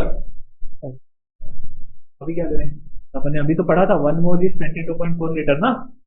हाँ तो कितने मोल है हमारे पास देखो ना, 0.2 मोल है, मल्टीप्लाई कर दो 22.4 से, ऐसे हो जाएगा, क्यों नहीं? एक मोल 22.4 लीटर था, तो 0.2 मोल कितने लीटर होगा? यूनिटरी मेथड है भाई साहब, सीधा सीधा मल्टीप्लाई कर दो। है 0.2 इंटू 22.4 कितना हुआ? 54.8, और एक पॉइंट इधर आ गया, तो आ गया ना answer 4.48 litre of carbon dioxide. ठीक है चलो बढ़िया, आगे बढ़ते हैं। अब हम बात करते हैं किसकी? अब हम बात करते हैं लिमिटिंग रिएजेंट की। लिमिटिंग रिएजेंट जो है ये बहुत इंपॉर्टेंट कॉन्सेप्ट है, लेकिन बहुत ही ज्यादा काम करता है। The reagent which get exhausted first during a chemical reaction is limiting reagent. जो पहले खत्म हो गया लिमिटिंग, दूसरा क्या है? वो एक्सेस है। एक सिंपल सा तरीका बता दो, ये समझाने का मेरा तरीका बहुत ही सिंपल है। नींबू पानी बनाने का एक आपके पास रेसिपी आया हुआ है, ठीक है? क्या रेसिपी? आप बोलते हो 1 गिलास पानी, आधा नींबू और 2 चम्मच शक्कर, इससे मुझे नींबू पानी बनाना है। अच्छा अब जो इससे नींबू पानी बनता है कितने गिलास बनता है? 1 गिलास बनता है। अरे वेरी गुड, ठीक है। अब आप इसको ध्यान से सोचिए, मेरे पास है 10 गिलास पानी, 10 नींबू और 10 चम्मच शक्कर, सब 10 10 10 है, तो कितना गिलास नींबू पानी बन पाएगा? रेसिपी चेंज नहीं होनी चाहिए। 1 गिलास पानी, आधा नींबू, 2 चम्मच शक्कर, और आपके पास क्या गिवन है? 10 गिलास पानी, 10 नींबू और 10 चम्मच शक्कर। फिर आप बोलोगे अच्छा मैं अगर नींबू पानी बनाना चालू करेगा तो शक्कर सबसे पहले खत्म हो जाएगी नहीं, क्योंकि 10 गिलास पानी से 10 गिलास नींबू पानी बनेगा, 10 नींबू से तो 20 गिलास नींबू पानी बनेगा, देखिए 10 चम्मच शक्कर से सिर्फ 5 गिलास नींबू पानी बनेगा। एग्जैक्टली यही तो लॉजिक लगाना है आपको। कहा? केमिकल रिएक्शन में जो भी रिएजेंट पहले खत्म हो गया that is your limiting reagent. कैसे पता चलेगा? ये बस स्टोइकियोमेट्रिक कोएफिशिएंट है, क्या है? इसका है 1, अच्छा इसका क्या है? इसका तो था हाफ, इसका क्या था? इसका था 2। तो जो भी गिवन मोल्स है उससे आप स्टोइकियोमेट्रिक कोएफिशिएंट को डिवाइड कर दो। तो जैसे आप गिवन मोल्स को स्टोइकियोमेट्रिक कोएफिशिएंट से डिवाइड करोगे, जो भी वैल्यू सबसे छोटा आएगा, जिसका भी वैल्यू सबसे छोटा आएगा, that will be your limiting reagent. Simple technique, कहीं पे भी लगा लो, काम करेगा। एग्जांपल ले लीजिए, आपके पास है 3A + 6B gives 3C + 12D, ये केमिकल रिएक्शन, एक जनरल रिएक्शन। 9 मोल दिया है A का, 27 मोल दिया है B का, कौन है लिमिटिंग रिएजेंट? सिंपल काम करो, इसको डिवाइड करो 3 से, इसको डिवाइड करो 6 से, जो छोटा आएगा वो लिमिटिंग रिएजेंट। इसकी वैल्यू कितनी है? इसकी तो 3 आई, इसकी वैल्यू कितनी है? 27/6। कौन करता है यार? 27/6 इज 9/2, ये आ गया आपका 4.5। अच्छा तो ये छोटा दिख रहा है, तो ये लिमिटिंग रिएजेंट है, बिल्कुल वही लिमिटिंग रिएजेंट है। तो अब क्या करूं? अब इसको भूल जाओ ना, 10 गिलास पानी था, 10 नींबू थे, तो क्या हुआ? 10 चम्मच शक्कर से तो सिर्फ 5 ही गिलास नींबू पानी बना ना, तो 10 चम्मच शक्कर डिसाइड करेगा कितना आपका फाइनल प्रोडक्ट बनेगा। तो अब आपके पास 9 मोल है A के, तो C कितना बनेगा? 3:3, 1:1 का रेशो, तो इसका भी 9 मोल बनेगा। D कितना बनेगा? ओह तो D कितना बनेगा? 3A से 5D बनता है, तो 9 से कितना बनेगा? 6 कर दो, हाँ हो गया 15। यूनिटरी मेथड है, सीधा सीधा लगाओ, बट पक्का से यही लिमिटिंग रिएजेंट है। बिल्कुल, divide by molecular, divide by stoichiometric coefficient will give you the limiting reagent. ये बात समझ में आया या नहीं? जल्दी से कमेंट में बताइएगा ये समझ में आया नहीं आया। ठीक है, सिंपल सा बात है। चलिए आगे बढ़ते हैं एम्पिरिकल एंड मॉलिक्यूलर फॉर्मूला। तो देखिए कैसा होता है कि मास परसेंटेज में कोई एक आपके पास कंपाउंड है, तो कंपाउंड का आपके पास मॉलिक्यूलर फॉर्मूला दिया होगा, जैसे C6H12 होते, तो उसका मॉलिक्यूलर मास है 180। कोई आपको पूछे कि इसमें कार्बन कितने हैं? कार्बन है, हाइड्रोजन कितना है? 12 हाइड्रोजन है, ऑक्सीजन ऑक्सीजन है। तो कार्बन का जो एटॉमिक मास है, जिसके चलते टोटल मास कार्बन का हुआ 72 और हाइड्रोजन का 12 और ऑक्सीजन का 96, तो कार्बन का परसेंटेज कितना होगा? परसेंटेज का फॉर्मूला कितना होता है? बिल्कुल सिंपल सा है, जो भी मास है कार्बन का अपॉन टोटल मास। अच्छा, टोटल मास है मॉलिक्यूलर मास, डिवाइड कर ले तो 72 बाई 180 इंटू 100 कर ले तो आ जाएगा। हाँ आ जाएगा। परसेंटेज कार्बन अगर कोई पूछे तो आपको सिंपल 72 बाई 180 इंटू 100, तो ये आपका आ गया 40%, हाइड्रोजन का आ गया 6.67 और आपका ऑक्सीजन का जो बचा हुआ है दैट इज 56.33। तो ये क्या है? ये है मास परसेंट।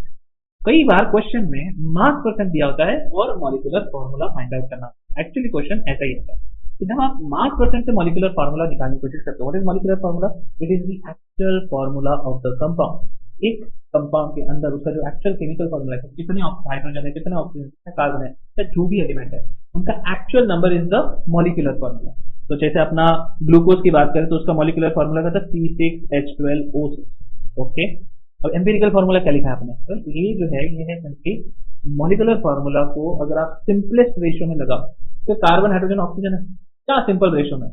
तो simple ratio is what? Carbon is to hydrogen is to oxygen. 6 से डिवाइड कर दो, एक कार्बन, दो हाइड्रोजन, एक oxygen, this is the simplest ratio CH2O। तो दिस इज द एम्पिरिकल। मतलब अगर कोई मेरे को बोले कि लेट्स से एक कंपाउंड है H2C2O4, ये कौन सा कंपाउंड? Oxalic acid. तो इसका मॉलिक्यूलर फार्मूला H2C2O4, लेकिन इसका अगर कोई मेरे को बोले एम्पिरिकल फार्मूला तो क्या हो जाएगा? HCO2, ये हो जाएगा। हाँ, सिंपलेस्ट रेशियो। ठीक है, तो अब इसका क्या काम है? इसका हम लोग करेंगे क्या? वेल, जब आपके पास किसी ने परसेंटेज दिए हुए हैं इंडिविजुअल एलिमेंट के और आपको बोला जाए कि अच्छा अब इसका फॉर्मूला निकालो, इसका एम्पिरिकल और मॉलिक्यूलर फार्मूला पता करो, तब आपके लिए ये सारा कॉन्सेप्ट बहुत इंपॉर्टेंट। अब जब ऐसा दिया हुआ कैसे करोगे? तो किसी ने बोला अच्छा कार्बन 40% है 6.6, इसका तो हमने निकाला है, 1 मिनट के लिए भूल जाओ, हमने निकाला था, इसको भूल जाओ। अब आप जीरो से सोचोगे अच्छा मेरे पास एक कंपाउंड है जिसमें इतना कार्बन है, इतना हाइड्रोजन है, इतना ऑक्सीजन है, तो अज्यूम करोगे लेट्स से वो जो भी कंपाउंड था उसका मेरे पास है 100 ग्राम। ठीक है, इस 100 ग्राम में फिर 40 ग्राम आपका कार्बन होगा, 6.67 ग्राम आपका हाइड्रोजन होगा और 53.33 ग्राम आपका ऑक्सीजन होगा। अगर कोई मुझे बोले कि अच्छा ठीक है फिर मोल्स ही निकाल लो, एलिमेंट तो पता ही है, तो क्या करेंगे? हम इसको डिवाइड करेंगे 12 से, इसको डिवाइड करेंगे 1 से और इससे डिवाइड करेंगे 16 से। ये क्या मिले? ये मेरे को कार्बन, हाइड्रोजन और ऑक्सीजन के मोल्स मिले। मोल्स का क्या फायदा है? मोल्स से हमको नंबर ऑफ एटम्स मिलेगी। नंबर ऑफ एटम्स का जो सिंपलेस्ट रेशियो आएगा that will be empirical formula. तो आप ये चीज करोगे तो आपको क्या मिलेगा? देखिए इस केस में हमको मिलेगा 3.33, इसकी वैल्यू तो ऑलमोस्ट 6.67 है और इसका भी 3.33 आएगा। इस केस से हमको पता चलेगा कैलकुलेटर के बिना ट्राई तो करो, एक बार कैलकुलेटर यूज कर लो, चलो कोई बात नहीं, बट जस्ट समझने के लिए तो समझो। अब ये मोल आया, अगर मैं मोल का सिंपलेस्ट रेशियो बताऊं, सिंपलेस्ट रेशियो मतलब क्या? अभी ना जो कार्बन हाइड्रोजन ऑक्सीजन का सिंपल होल नंबर रेशियो निकालना है तो क्या आएगा? It is coming out to be 1:2:1। आया 3.33, 6.67, 3.33 का डबल है और वापस 3.33, तो 1:2:1। तो मुझे क्या मिला? मुझे मिला एम्पिरिकल फॉर्मूला CH2O। अब बट मॉलिक्यूलर फॉर्मूला कैसे आएगा? हाँ, इतने से नहीं आएगा, इसके लिए एक इंफॉर्मेशन और लगेगा। What is that? That is molecular mass. किसी ने मुझे बोला molecular mass is 180। Okay, empirical formula से जो मास बन रहा है वो आ रहा है 12 + 2 + 16 which is 30। Empirical mass is 30 and molecular mass is 180। मतलब क्या है? इसको अगर मैं 6 से मल्टीप्लाई करूंगा तो मेरे को मॉलिक्यूलर फॉर्मूला मिल जाएगा। हाँ, तो ये जो है तरीका है आपके पास एम्पिरिकल फॉर्मूला से मॉलिक्यूलर फॉर्मूला डिराइव करने का। एक सिंपल सा क्वेश्चन चल रहा है, लेट्स से हमारे पास है आयरन। कुछ मत करो, पहले क्वेश्चन देखो ध्यान से, जो किया मैं वापस करके दिखा रहा हूँ। आयरन है मेरे पास, इसका परसेंटेज दिया है 69.9 और ऑक्सीजन का दिया है 30.1। तो मैं क्या करूंगा? पहले उसका मैं लेट्स अज्यूम के उसका मास जो है वो पता करूंगा। तो लेट्स से जो भी इनका एटॉमिक मास है 56 और 16। ठीक है, अब क्या करना है? अब हमको निकालना है मोल्स। दोनों के मोल्स निकाले, किससे? Given mass upon atomic mass. जो भी मोल्स आया, अब ये मोल्स को सिंपल रेशियो में ले जाना। सिंपल रेशियो क्या आएगा इसमें? जो भी छोटा नंबर है ना दोनों में से, उससे सबको डिवाइड कर दो। अब इसमें 2 है, 3 है, 4 है, 5 है, जो भी सबसे छोटा नंबर होगा उसको सबको उससे डिवाइड कर देना, तो आपका सिंपलेस्ट रेशियो आ जाएगा। इस केस में सिंपलेस्ट रेशियो आ रहा है 1:1.5। 0.5 अपने को पसंद नहीं, क्यों? क्योंकि केमिकल फॉर्मूला में क्या 0.5 मतलब क्या? तो इसको 2 से मल्टीप्लाई कर दो ना, 2 से मल्टीप्लाई कर दो तो सिंपल रेशियो होल नंबर वाला बन जाएगा। तो क्या बनेगा? 2:3। क्या मिला मेरे को? इसको मिला empirical formula. Empirical formula for iron और ऑक्सीजन का एक कंपाउंड जिसमें आयरन और ऑक्सीजन का ये परसेंटेज है दैट इज Fe2O3। हाँ, अब मॉलिक्यूलर मास पता होगा तो उससे हम उसका मॉलिक्यूलर फॉर्मूला भी निकाल लेंगे। Is it clear? अच्छा, अब हम आते हैं परसेंट। परसेंट प्योरिटी बहुत ही सिंपल सा कॉन्सेप्ट है, क्योंकि जो ओर्स और मिनरल्स हमारे पास आते हैं 100% प्योर नहीं होते। तो जो एक्चुअल अमाउंट जो उसका पार्टिसिपेट कर रहा होता है रिएक्शन में, वो जितना हमने लिया होता है उससे कम ही होता है। ठीक है, तो परसेंटेज प्योरिटी निकालने का एकदम सीधा तरीका है कि अगर वो प्योर मास है, ठीक है, प्योर मास रिएक्टेंट का जो है कितना है अपॉन इम्प्योर मास जो हम लोग उठा के लाए थे इंटू 100 कर दो, तो हमको परसेंटेज प्योरिटी आएगी। अब किसी ने मुझे बोला कि अच्छा कैल्शियम कार्बोनेट है 95% प्योर है, 200 किलो लेके आए और अब बताओ कि कैल्शियम ऑक्साइड कितना मिलेगा। ये अपना फेवरेट रिएक्शन है, कैल्शियम कार्बोनेट को हीट करना। कैल्शियम कार्बोनेट को हीट करते हैं तो आपको मिलता है calcium oxide plus carbon dioxide. ठीक है, किस रेशियो में आता है? वेल, इसका रेशियो क्या आता है, आपके पास 200 किलोग्राम है तो आप इसको डिवाइड कर दीजिए इसके मॉलिक्यूलर मास से। किलोग्राम है तो वो अपन ठीक है किलो मोल में निकाल लेंगे, तो डिवाइड बाय 100 करेंगे तो ये 2 मोल होगा। तो उसके हिसाब से तो हमको आंसर आना चाहिए, लेकिन ये प्योर नहीं है, ये 95% ही प्योर है। अच्छा, मतलब 200 किलो अगर मैं लाया हूं तो एक्चुअली मेरे पास कितना है? एक्चुअली 190 किलो ही आया है। अब मैं जो आंसर निकालूंगा वो इसके हिसाब से नहीं निकालूंगा, मैं निकालूंगा 190 किलो। अब हो सकता है क्वेश्चन आपको उल्टा पूछा जाए, आपको कैल्शियम ऑक्साइड कितना बन रहा है बता दिया जाए, आपको कितना लाइमस्टोन लाए थे वो बता दिया जाए और बोले कि आपको परसेंट प्योरिटी बताओ, वो भी आप कर सकते हो। आप उल्टा रिएक्शन कीजिए, कैल्शियम ऑक्साइड से जितना कैल्शियम ऑक्साइड बना वो तो प्योर कैल्शियम कार्बोनेट से ही बना होगा, राइट? तो आप जब उल्टा कैलकुलेट करोगे तो आपको क्या पता चलेगा? आपको पता चलेगा कि अच्छा कैल्शियम कार्बोनेट तो एक्चुअली 190 किलोग्राम ही है, लेकिन हम तो 200 किलो लाए थे, तो 200 में से प्योर कितना है? 190। तो प्योर अपॉन इम्प्योर इंटू 100 क्या मिलेगा आपको? प्योरिटी। बात समझ में आया? सिंपल सा क्वेश्चन है, आते जाते रहता है, ध्यान रखिएगा। अब बात करते हैं हम लोग एक्वस सोल्यूशन में कॉन्सेंट्रेशन की। एक सोल्यूशन जो होता है वो क्या होता है, जैसे आपके पास एक लिक्विड है और उसके अंदर कुछ एक सॉलिड डाल दिया, मतलब एक सोल्यूट को सॉल्वेंट में डाल दिया, तो हमको मिलता है सोल्यूशन। ठीक है, it can be classified on the number of कितने कंपोनेंट होते हैं। ठीक है, तो अगर हम बात करते हैं एक सोल्यूट के सॉल्वेंट में कितना सोल्यूट डाला, तो उसकी कॉन्सेंट्रेशन पता करने के कुछ तरीके होते हैं, कुछ अपनाए गए तरीके हैं। तो ऐसे अपनाए गए तरीकों से हम लोग क्या पता करते हैं? हम लोग पता करते हैं स्ट्रेंथ ऑफ द सोल्यूशन। तो जैसे अगर हम स्ट्रेंथ ऑफ सोल्यूशन पता करना चाहें तो इतने तरीके, आप मोल फ्रैक्शन ले लो, आप मास परसेंट ले लो, आप मास बाय वॉल्यूम ले लो, वॉल्यूम बाय वॉल्यूम ले लो, ग्राम पर लीटर ले लो, पार्ट पर मिलियन, पार्ट पर बिलियन ले लो, मोलारिटी ले लो या मोलारिटी ले लो, ये सारे के सारे हमको क्या बता रहे हैं? किसी एक सोल्यूशन का स्ट्रेंथ बता रहे, कितना उसकी स्ट्रेंथ है, कितनी चाशनी कितनी मीठी है, इससे आप अंदाजा लगाते हो कि उसमें कितना शक्कर डाला होगा, राइट? Solute insolvent. सबसे पहला आता है मोल फ्रैक्शन। सिंपल है मोल फ्रैक्शन डिफाइन करने का तरीका, moles of a solute present in 1 mole of a solution. ठीक है, अब जो भी सोल्यूट है, सोल्यूट के मोल लो, सोल्यूशन में, अब सोल्यूशन के मोल क्या है? सोल्यूशन बना है सोल्यूट और सॉल्वेंट से, ठीक है, सोल्यूट और सॉल्वेंट मिलकर सोल्यूशन बनाते हैं, तो number of mole of solute upon number of mole of solution, जिसमें सोल्यूट और सॉल्वेंट के मोल ऐड कर दो तो आपको मोल फ्रैक्शन मिल जाएगा। ठीक है, दूसरा है परसेंट मास बाय मास। अब percent mass by mass simple है, 100 ग्राम में कितना ग्राम आपका सोल्यूट है। तो अगर कोई बोला कि 5% मास बाय मास है, सिंपल है, 5 ग्राम प्रेजेंट इन 100 ग्राम, तो weight of solute upon weight of solution into 100 is your mass by मास। ठीक है, तो 30% वेट बाय वेट अगर कोई बोलता है NaCl का, इसका मतलब 30 ग्राम NaCl is present in 100 gram solution. पानी मत बोलना, ठीक है, डिनोमिनेटर में सोल्यूशन है, याद रखना। ठीक है, तो आपका इंडिविजुअल पानी का वेट, फिर पानी का वेट कितना आएगा? 70 आएगा। ठीक है, क्योंकि सोल्यूशन दोनों से मिलकर बनता है। ठीक है, एग्जाम्पल को मैं स्किप कर रहा हूँ, हम लोग के लिए बहुत ही सिंपल सा एग्जाम्पल है, ज्यादा वो नहीं है। वेट बाय वॉल्यूम ले लोगे तो वेट बाय वॉल्यूम में क्या आएगा? सोल्यूशन वॉल्यूम के फॉर्म में दिया और सोल्यूट मास के फॉर्म में, तो mass of solute upon volume of solution 200। ठीक है, कन्वर्जन इसमें याद रखना जरूरी है, सेंटीमीटर क्यूब इज ml। ठीक है, डेसीमीटर क्यूब इज लीटर। ठीक है ना, वो याद रखना, बाकी कोई गलती नहीं होगी।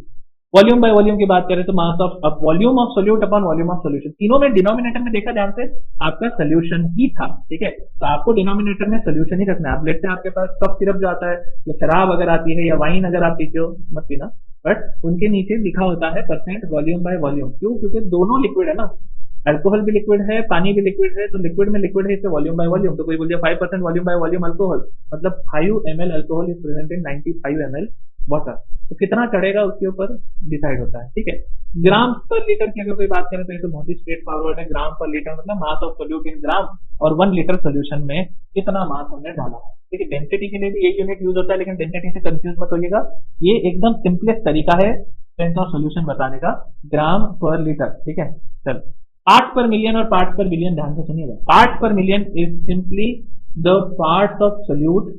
अब इसमें ध्यान से सुना, ये मोल्स भी हो सकता है, मास भी हो सकता है, वॉल्यूम भी हो सकता है।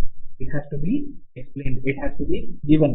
नहीं दिया है, अगर नहीं दिया है और आपके सामने एग्जाम में आ गया तो फिर मोल्स मान के चलते हैं, अगर नहीं दिया है तो। ठीक है, पार्ट्स पर million is simply parts of solute upon part of solution into 10⁻⁶ cube, क्योंकि मिलियन इज 10⁻⁶। ठीक है, बहुत छोटी क्वांटिटी होती है, इसलिए ज्यादा आपको टेंशन लेने की जरूरत नहीं। 15 ppm बाय मास बोला है, मतलब क्या है, 15 gram of CO2 is present इन, हाँ, अगर आपका सोल्यूशन है 1 ग्राम तो वो मिलियन मिलियन ग्राम में 15 ग्राम होगा। ठीक है, या फिर अगर सोल्यूशन 1 ग्राम है तो फिर 10⁻⁻�6 का एक फॉर्मेट आ जाएगा। और बीपीपी भी एकदम सिंपल है, तो पार्ट्स पर मिलियन था, ये पार्ट्स पर बिलियन है। ठीक है, आउट ऑफ 10⁹ ठीक है, चलो, और ये कहाँ निकल गया, कहानी आगे निकल गई। That brings us to the last part, molarity. Molarity, ठीक है, अगर हम बात करते हैं मोलैरिटी की, molarity is moles per kilogram of solvent. अभी तक सब सॉल्यूशन चल रहा था, अभी तक सबके डिनोमिनेटर में क्या था, सॉल्यूशन। ठीक है, अब ये इसके डिनोमिनेटर में सॉल्वेंट है, अकेला मोलैरिटी में ही ऐसा है। ठीक है, moles of solute present in mass of solvent. ठीक है, अगर कोई बोले 2.5 मोलाल, बिकॉज इसके लिए जो ये आप देख रहे हो ना, ये इसका टर्म है, मतलब आपकी बोली इसका यूनिट है मोलाल। ठीक है, 2.5 molal aqua solution of glucose अगर कोई बोल रहा है तो मतलब 2.5 mole glucose is present in 1 kilogram of water. बहुत ध्यान से समझना, सिर्फ मोलालिटी में, सॉल्वेंट नहीं, नीचे सोल्यूशन में, नीचे डिनोमिनेटर में सोल्यूशन नहीं, सॉल्वेंट में। ठीक है, मोलैरिटी की बात करते हैं वापस में। मोलैरिटी इज मोल पर लीटर ऑफ सोल्यूशन। ठीक है, अगर कोई बोल दिया मेरे पास के 1.7 मोलार NaCl एक्वा सोल्यूशन है, मतलब 1.7 mole of NaCl is present in 1 litre of solution. सबसे ज्यादा हम लोग यूज करेंगे मोलैरिटी का। ठीक है, एक क्वेश्चन आता है मोलैरिटी से मोलैरिटी कन्वर्जन का, इसको लेकिन मैं जेईई के सेशन में पढ़ाऊंगा, अभी नहीं करवाऊंगा वो चीज। ठीक है, वो हम बात करेंगे जब हम इक्विवेलेंस और नॉर्मेलिटी की भी बात करेंगे। एक सिंपल सा क्वेश्चन अगर आपके लिए दे दे, 117 gram of NaCl is dissolved in sufficient quantity of water to give 1500 centimetre cube of solution, what is the molar concentration. अब आपके पास मास दिया है सैंपल का, अब मॉलिक्यूलर वेट भी आपको पता है 58.5 और वॉल्यूम भी दिया हुआ है, तो आपके पास मोल्स आ जाएंगे, मास से मोल्स आ जाएगा, मोल्स आगे आपके पास वॉल्यूम दिया है। ठीक है, mole is 2 mole is present in 1.5 litre of solution. 1 litre में कितना, सिंपल बात है ना, तो अगर 2 मोल इज प्रेजेंट इन 1.5, अब ये क्या है, मोल पर लीटर, तो आपका आ गया ना बाहर, ये आपका यूनिट आ गया ना, तो 2/1.5 दैट इज योर आंसर। बात समझ में आया? चलिए, एक और क्वेश्चन है, 1.71 molar NaCl solution will contain 0. ये क्वेश्चन जो है इसका मैं जवाब आपसे एक्सपेक्ट कर रहा हूँ। आपको बताना है वॉल्यूम, कॉन्सेंट्रेशन दिया है मेरे पास, ठीक है, कुछ कारण से हमें 0.2 मोल NaCl बनाना है। कैसे, अब वो पानी को अपन उड़ाएंगे धूप में हीट करके, वो अपना प्रॉब्लम है। 0.2 मोल NaCl उसमें से निकलना चाहिए, तो 0.2 मोल NaCl निकलना चाहिए, तो मुझे कितना वॉल्यूम 1.71 मोलार NaCl का लेना होगा, ये आप मुझे बताओगे कॉमेंट में। I am expecting this answer in comment. ठीक है, तो कॉन्सेप्ट है। ठीक है, चलिए अब मैं बात करता हूँ लास्ट कुछ पॉइंट, मिक्सिंग लॉ। जब आप दो सॉल्यूशन को मिक्स कर रहे हैं, ठीक है, जब आप दो सॉल्यूशन को मिक्स कर रहे हैं ना, उनका वॉल्यूम तो डबल हो जाएगा, मतलब अगर दोनों इक्वल वॉल्यूम है तो वॉल्यूम डबल हो जाएगा, लेकिन आप उनके कभी भी कॉन्सेंट्रेशन या वॉल्यूम को सीधा सीधा ऐड नहीं करोगे, इनके अंदर जो डबल होगा वो होगा नंबर ऑफ मोल्स। ठीक है, तो अगर मिक्सिंग के बाद आपने कोई एक फाइनल सोल्यूशन बनाया, तो हमेशा ध्यान रखिएगा जो moles of solute in first solution and moles of solute in second solution are adding up to form moles of solute in the third, which is final solution. तो अब moles के लिए आपका जो फॉर्मूला दैट इज M1V1, ठीक है क्या है? अरे याद करो ना, molarity was moles upon volume, M is equal to N by V, तो N is equal to M1V, M into V, कितना यार, N is equal to M into V, खत्म, यही हो गया काम। अब लगा दो सब में, तो अब जब आप कभी दो सोल्यूशन मिक्स करोगे तो आप उसकी मोलैरिटी कैसे निकालोगे, आप करोगे M1V1 प्लस M2V2 यानी total mole upon V1 plus V2 मतलब total volume, total moles upon total volume से आप निकालोगे final molarity. This is basically the mixing law. अब कितने भी सोल्यूशन मिक्स कर दो, ध्यान रखना एंड में the total moles and total volume should be added. अब इसी तरह अगर हम बात करते हैं डाइल्यूशन की, तो डाइल्यूशन में एक ही चीज इंटरेस्टिंग होती है कि पानी आ रहा है तो पानी सिर्फ वॉल्यूम ला रहा है, पानी मोल्स नहीं ला रहा, तो कोई टेंशन ही नहीं है, final moles divided by final volume, बस फाइनल वॉल्यूम ऐड हो जाएगा। ठीक है, तो वो चीज आप सॉल्व कर सकते हो, फाइनल वॉल्यूम। आपको बस ध्यान रखना है जब डाइल्यूशन हो रहा है तो नीचे जो है वॉल्यूम बढ़ेगा, number of moles of solute नहीं बढ़ेंगे। ठीक है, चलिए अब आपके पास इसी चीज को सॉल्व करने के लिए एक सिंपल सा मैं क्वेश्चन दे रहा हूँ। दो सोल्यूशन ऐड हुए हैं, दोनों का मोलैरिटी दिया है, दोनों का वॉल्यूम दिया है, दोनों का फाइनल वॉल्यूम दिया है, आपको बस फाइनल मोलैरिटी मतलब कॉन्सेंट्रेशन ऑफ द सोल्यूशन निकालना है। That brings us to the last part of this session, जहां पे हम लोग बात करते हैं टेम्परेचर डिपेंडेंसी। मोलैरिटी के नीचे में मतलब डिनोमिनेटर में वॉल्यूम आता है और मोलैलिटी के डिनोमिनेटर में मास आता है। The volume varies with temperature, होता है टेम्परेचर इंक्रीज करोगे वॉल्यूम बढ़ेगा, टेम्परेचर कम करोगे वॉल्यूम कम होगा, ठीक है। तो since volume varies with temperature, molarity varies with temperature, but since mass do not very with temperature, that means mass does not, molarity does not very with temperature. तो molarity जो है वो temperature dependent है, लेकिन molality जो है वो temperature independent है। तो इसी के साथ आपका मूल या मैं कहूँ some basic concept of chemistry ये चैप्टर खत्म होता है। आने वाले सेशन में मैं और भी चीजें आपको कवर करवाऊंगा। आई होप आपको ये सेशन पूरा चमक गया। इनकेस आपको कोई भी डाउट हो मुझे कमेंट्स में बताओ। In case you have any other issue you can message me on my Instagram. आपको बताइए आईडी पूरे इसमें मैंने दिखाई है, ठीक है। कोई भी प्रॉब्लम हो feel free to contact us, there is no worry. And ये जो सेशन है आप ही के लिए है, 60 मिनट्स में पूरा का पूरा रिविजन करना था। So that is the whole idea. Thank you so much. Bye. I will see you soon with the next chapter.